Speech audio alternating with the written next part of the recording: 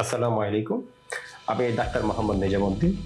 আমি কার্ডিওলজিতে সহযোগী অধ্যাপক এবং সিনিয়র কনসালটেন্ট হিসেবে নিটোর কর্মরত আছি। আমি দীর্ঘদিন ধরে cardiology tertiary care hospital Dhaka medical কলেজে কাজ করেছি।